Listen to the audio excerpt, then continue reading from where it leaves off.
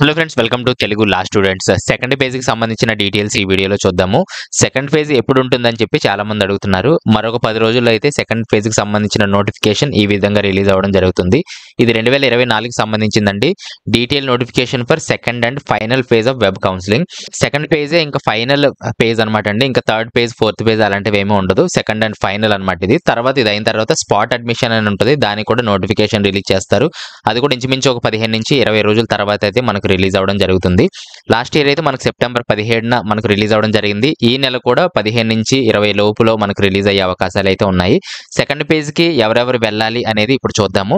First ఇక్కడ candidates who have already attend for certificate verification in first page can directly access web option for second page.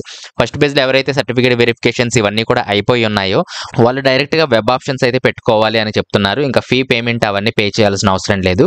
ఎవరైతే first page టోటల్గా miss అయ్యారో, అంటే certificate verification కానీ fee payment కానీ ఏమీ చేయలేకపోయారో వాళ్ళు సెకండ్ పేజ్లో నుంచి స్టార్టింగ్ మొత్తం చేయాలి. ఈ డేట్లు చూసుకొని మొత్తం ఈ డేట్ ప్రకారం అయితే వాళ్ళు ఫాలో అవ్వాల్సి ఉంటుంది. కిందకు వచ్చేసినట్లయితే ఇక్కడ క్లియర్గా who should participate in page 2 అని చెప్పి ఒక 5 పాయింట్లు ఇచ్చారు. వీళ్ళు మాత్రమే సెకండ్ పేజ్కి పార్టిసిపేట్ చేయాలి, అర్హులు అని చెప్పి ఇక్కడ చెప్పడం జరుగుతుంది. ఫస్ట్ పాయింట్ మనం చూస్తే who secured A seat in phase 1 of web phase counselling and wish to move some other college. ఎవరికైతే ఫేజ్ 1లో ఆల్రెడీ కాలేజ్ అలాట్ అయింది కానీ మీకు నచ్చకపోవడం వల్ల మీరు వేరే కాలేజ్కి మారదాం అనుకుంటున్నారు, అలాంటి వాళ్ళు అయితే పేజ్ 2లో పార్టిసిపేట్ చేయొచ్చండి.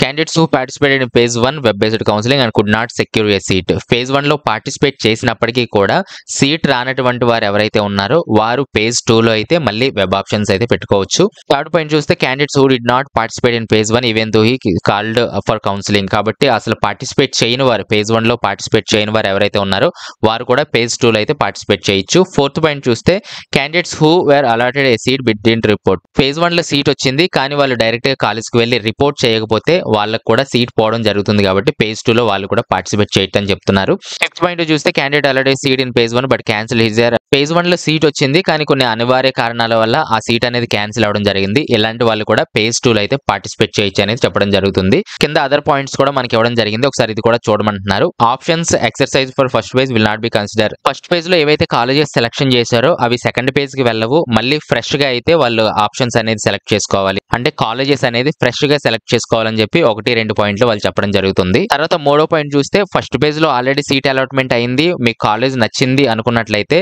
సెకండ్ పేజ్ కి మళ్ళీ రావాల్సిన అవసరం లేదు అని అయితే వాళ్ళు చెప్పడం జరుగుతుంది. అలాగే ఫోర్త్ పాయింట్ లో మనం చూసినట్లయితే ఆల్రెడీ ఫస్ట్ పేజ్ లో చాలా మందికి సీట్లు వచ్చాయి. చాలా కాలేజెస్ లో మనం చూస్తూ ఉంటాము అన్ని సీట్లన్నీ ఫిల్ అయిపోయాయి అని చెప్పి మనము ఆ కాలేజెస్ పెట్టుకోవడానికి ఇష్టపడము. కానీ అలా కాకుండా ఆ కాలేజెస్ కూడా మీరు సెలెక్ట్ చేసుకోవచ్చు.